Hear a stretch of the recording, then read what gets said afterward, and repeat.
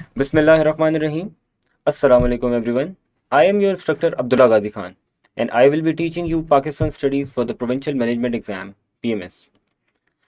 Pakistan studies का जो subject है it is one of the compulsory subject of PMS और इस वीडियो में हम पाकिस्तान स्टडीज़ के सिलेबस का एनालिसिस करेंगे और it is the very first video जिसमें हम पूरे सिलेबस को एक उसकी पूरी आउटलाइन को हम रीड करेंगे, उसके कंटेंट्स के बारे में डिस्कस करेंगे। उसके बाद एट द एंड मैं आपको बताऊंगा कि इस सब में से इस सारे कंटेंट में से जो हमें पंजाब पब्लिक सर्विस कमीशन की वेबसाइट पर अवेलेबल है in the subject of outline of compulsory subjects, उसके अंदर इस पाकिस्तान स्टडीज़ के कंटेंट में क्या इंपॉर्टेंट है, क्या कम इम्पॉर्टेंट है और कौन सा ऐसे टॉपिक्स हैं कि जिनके अंदर हम थोड़ी बहुत मार्जिन भी रख सकते हैं। So now let's move to the syllabus analysis of Pakistan studies for PMS. Pakistan studies का जो सिलेबस है उससे पहले स्टार्ट करने से पहले सिलेबस एनालिसिस स्टार्ट करने से पहले मैं आपको ये बताऊं कि ये सिलेबस जो है ये अवेलेबल है पीपीएससी की वेबसाइट के ऊपर। PPSC stands for Punjab public service commission. Punjab public service commission जो है ये बेसिकली द कॉम्पिटेंट अथॉरिटी है जो पीएमएस का एग्ज़ाम कंडक्ट करवाती है। पंजाब पब्लिक सर्विस कमीशन की जो वेबसाइट है www.ppsc.com के ऊपर आपको पीएमएस का सिलेबस जो है वहाँ पर अवेलेबल है और जो पीएमएस का सिलेबस है उसमें कंपलसरी का और ऑप्शन सब्जेक्ट का सिलेबस जो है वो अलग-अलग गिवन है। उसमें आउटलाइन फॉर कंपलसरी सब्जेक्ट के नाम से ये सिलेबस गिवन है और उसके अंदर पाकिस्तान स्टडीज़ का जो कोर्स है वो अवेलेबल है और वो सेम कोर्स की जो कंटेंट्स हैं आज हम उसको डिस्कस करते हैं। बेसिकली जो पाकिस्तान स्टडीज़ का कोर्स है जो उसका पेपर है with it is a combination of both subjective and objective. Now total marks are 100 out of which 80 marks subjective and 20 marks objective. अब आप ये देख सकते हैं कि जो 80 मार्क्स का सब्जेक्टिव है इट इज इसके अंदर आपने 20 मार्क्स ईच के 4 क्वेश्चंस अटेम्प्ट करने हैं, ठीक है। और ऑब्जेक्टिव के 20 मार्क्स होते हैं, मींस कि आपने 20 उसमें एमसीक्यूज आ सकते हैं, उसमें फिलिंग द ब्लैंक्स आ सकती हैं। मोस्ट प्रोबेबली ज़्यादातर जो चांस है वो उसमें एमसीक्यूज का चांस होता है, लेकिन इसके साथ साथ आपको फिलिंग द ब्लैंक्स भी आ सकती हैं। तो ये पैटर्न जो है यहाँ पर वेरी कर सकता है। तो 20 मार्क्स की आपको फिलिंग द ब्लैंक्स होंगी। इसमें ये ऑप्शन भी होती है कि एक स्टेटमेंट के अंदर दो आपसे चीज़ें पूछी हुई हों, दो क्वेश्चन पूछे हुए, दो ब्लैंक्स पूछे हुए हों। देन इस ये भी हो सकता है कि 10 क्वेश्चंस हों जिसके अंदर हर एक के अंदर दो ब्लैंक्स हों, तो उसमें 20 हो सकती हैं। एक ब्लैंक या एक एमसीक्यू भी होगा तो then it's come to 20। So these 20 marks are basically objective. और उसके बाद आप जो हैं सब्जेक्टिव के जो हैं वो 20 ईच जो क्वेश्चन है उसके उसके दो पार्ट भी हो सकते हैं। 10-10 के भी दो पार्ट्स हो सकते हैं। 5-5 के 4 पार्ट्स भी हो सकते हैं। एक क्वेश्चन की बात कर रहा हूँ जो 20 मार्क्स का होता है, लेकिन एक सिंपल क्वेश्चन 20 मार्क्स का भी हो सकता है। क्वेश्चन जो है वो आपको अराउंड 7 क्वेश्चन दिए हुए होते हैं जिसमें से आपने 4 क्वेश्चन सब्जेक्टिव के करने होते हैं। So this was all about the paper pattern. Now comes to the course content of the Pakistan studies और उसके बाद हम इसको start. So the first part is part A. So the first part is part A और part ए के जो है वो हम डिस्कस करते हैं। उससे पहले मैं ये आपके सामने रख कर लूँ ताकि हमारे पास जब हम पार्ट ए को डिस्कस करें तो उसमें हमारे पास जो है क्लियर हो। So the part A is Muslim rule in subcontinent. Part A is the Muslim rule in the subcontinent and its downfall. Part A students मैं आपको बताऊं इस पूरे पाकिस्तान स्टडीज़ के सिलेबस के अंदर part A is the most important and as well as most lengthy.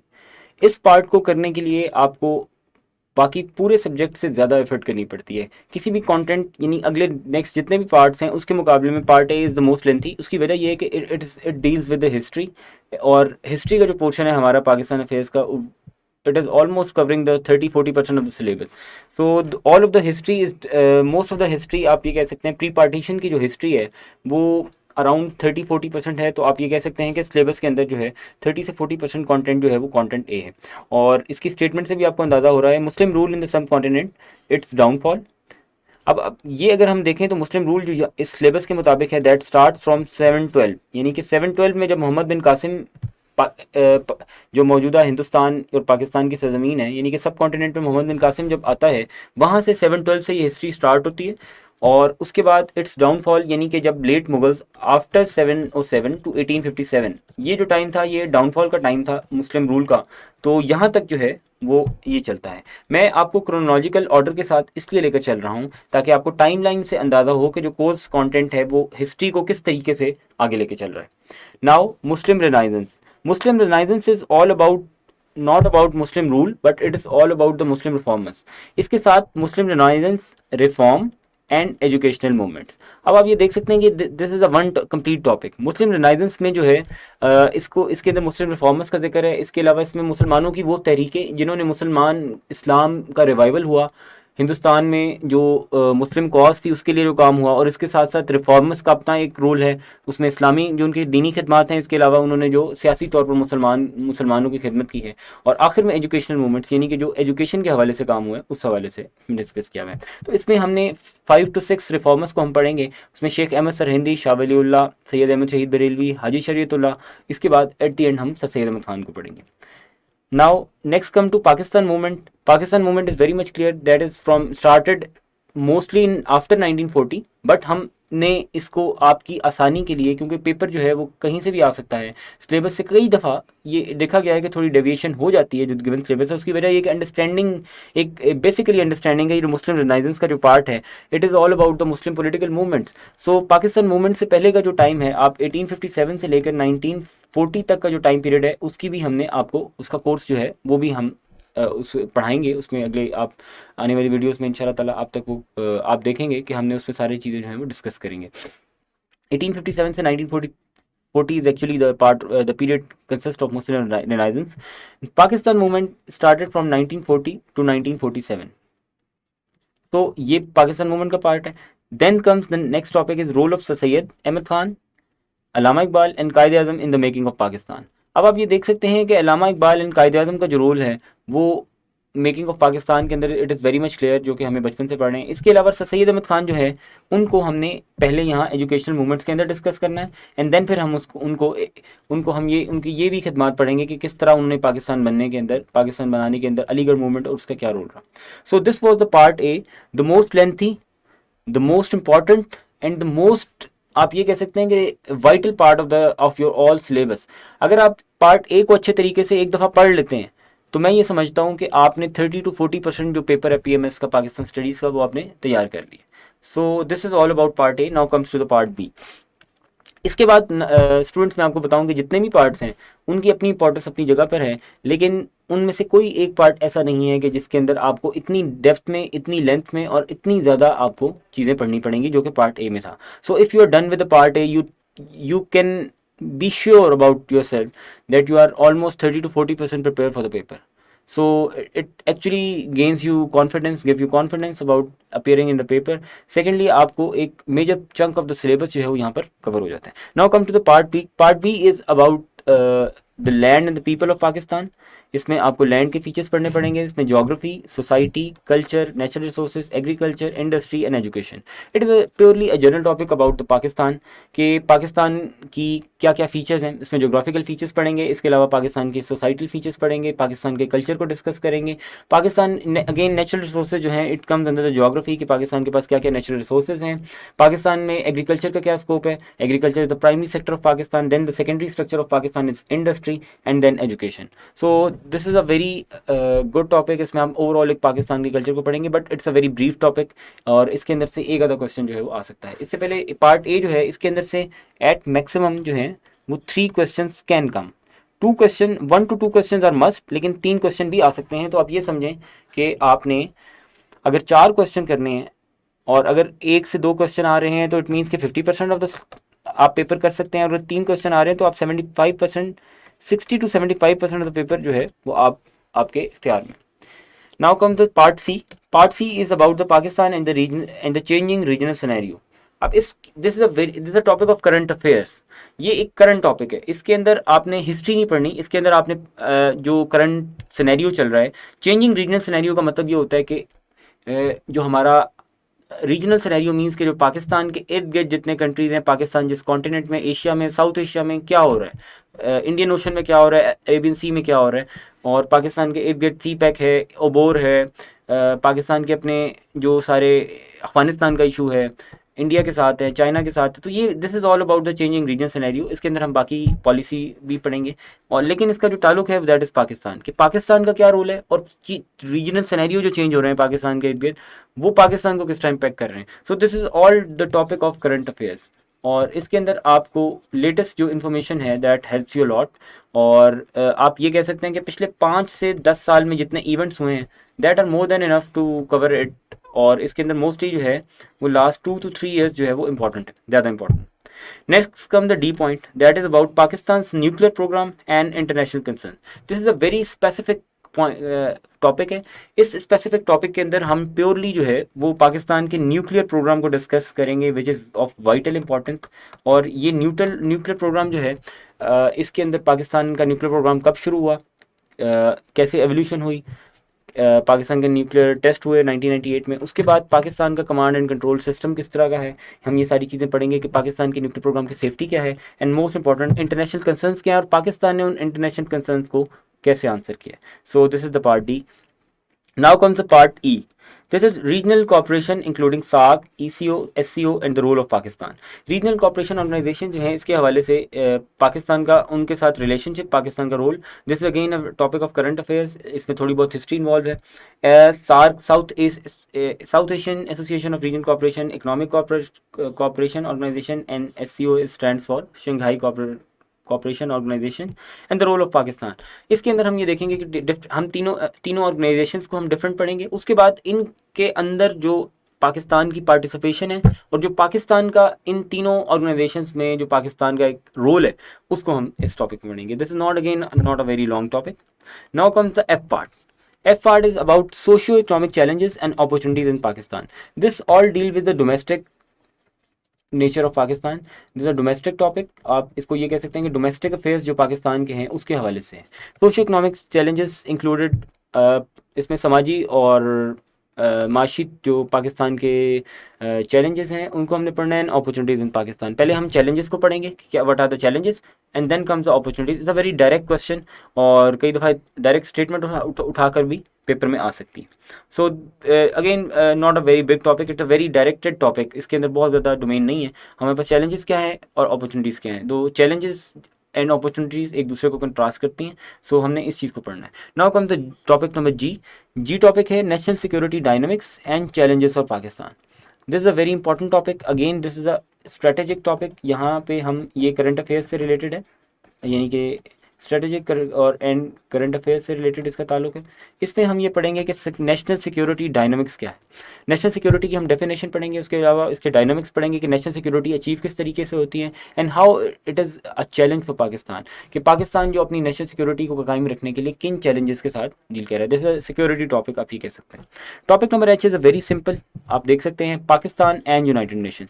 In this simple topic we will study little bit about United Nations. उसके बाद हम पाकिस्तान और यूनाइटेड नेशंस की जो आपस में कॉपरेशन है उसके बारे में पढ़ेंगे कि पाकिस्तान ने यूनाइटेड नेशंस का पाकिस्तान कब मेंबर बनता है, that is 30 September 1947, and onwards Pakistan की यूनाइटेड नेशंस के साथ क्या रिलेशनशिप रही है, क्या कंट्रीब्यूशन रही है। तो very simple topic. Comes to the topic number I.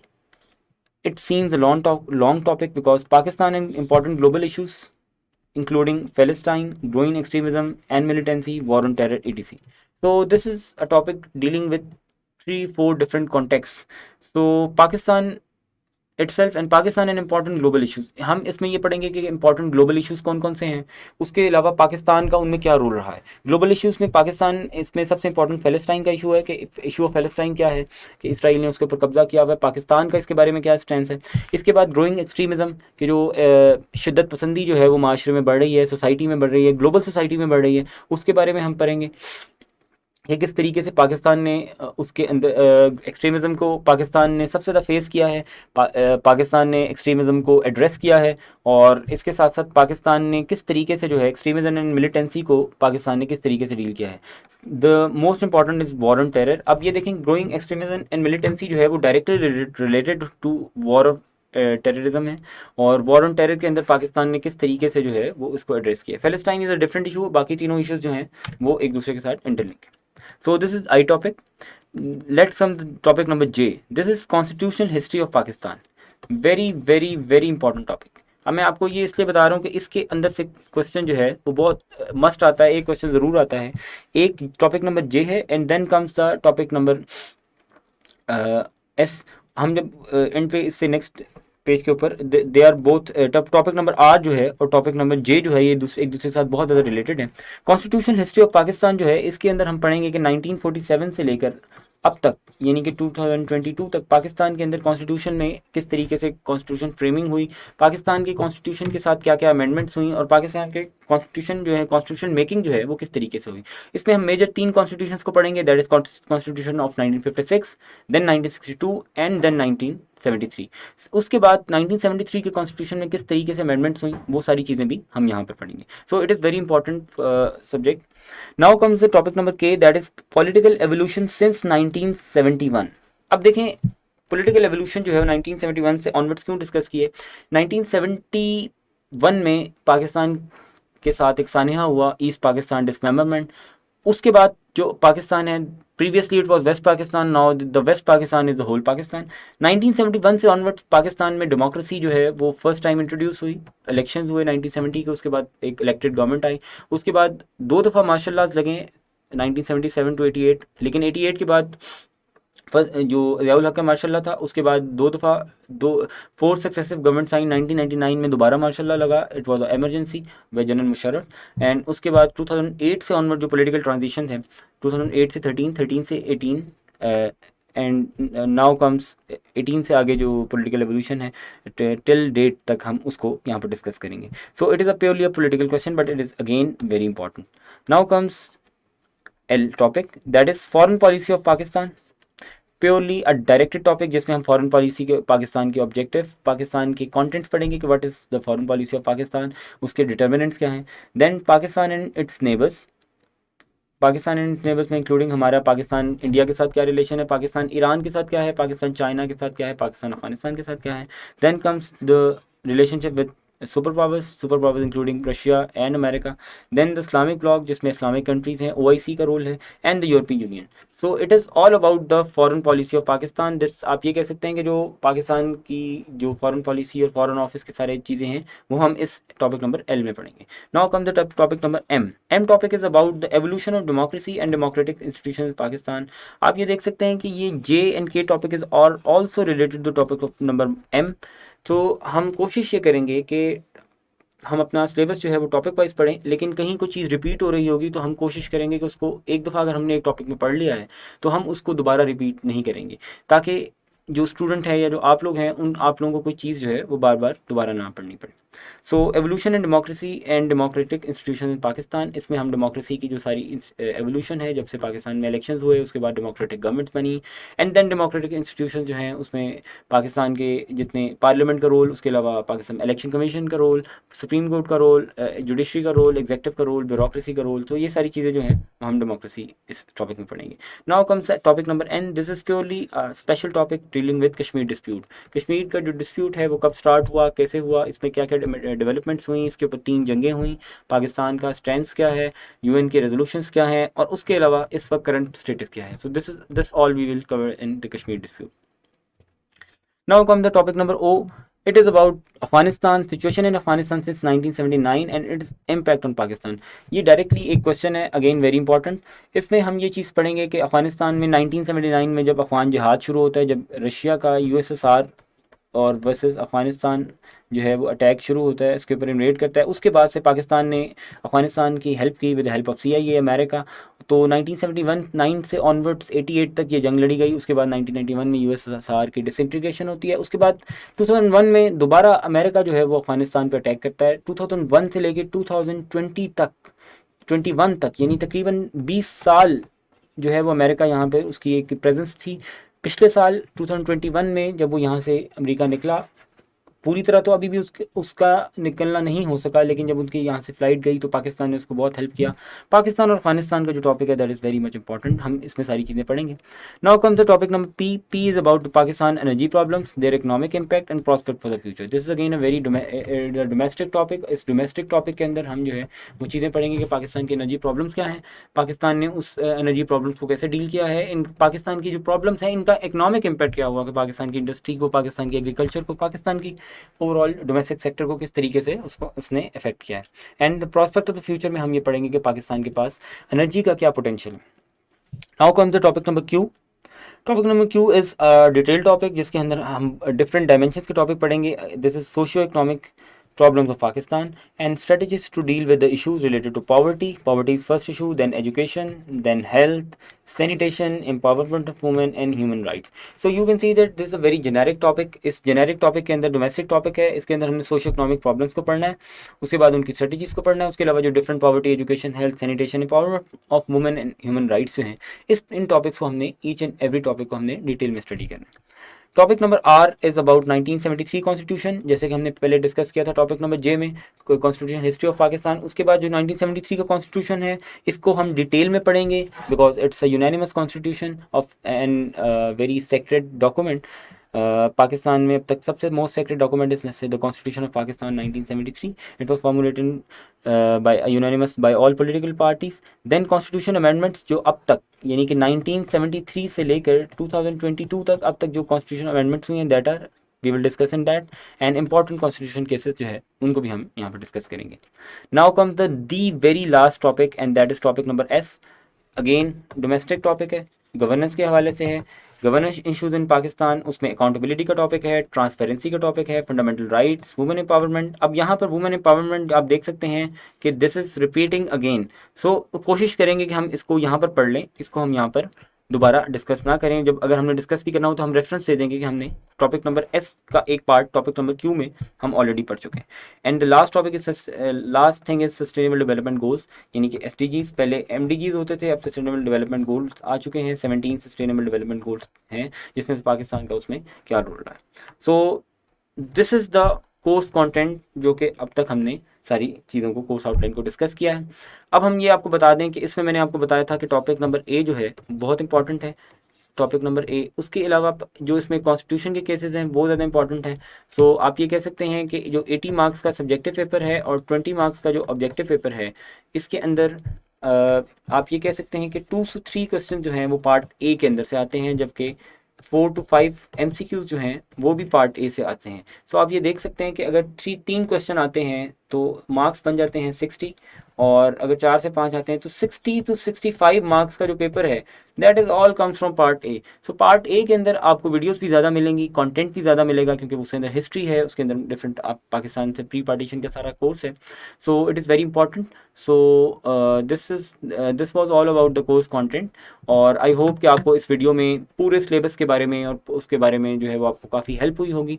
Syllabus इतना लंबा नहीं है, सिलेबस जो है देखने में लंबा लगता है, लेकिन जब आप एक दफ़ा पढ़ना शुरू करते हैं, फ्लो में पढ़ते हैं, तो चीज़ें जो हैं वो एक दूसरे के साथ ओवरलैप कर रही हैं। And this is the beauty of competitive exams, कि अगर आप ओवरलैपिंग चीज़ों को एक दफ़ा अच्छा सा तैयार कर लें, there is no harm, there is nothing left कि आप जो है पेपर में बहुत अच्छा स्कोर ना करेंगे।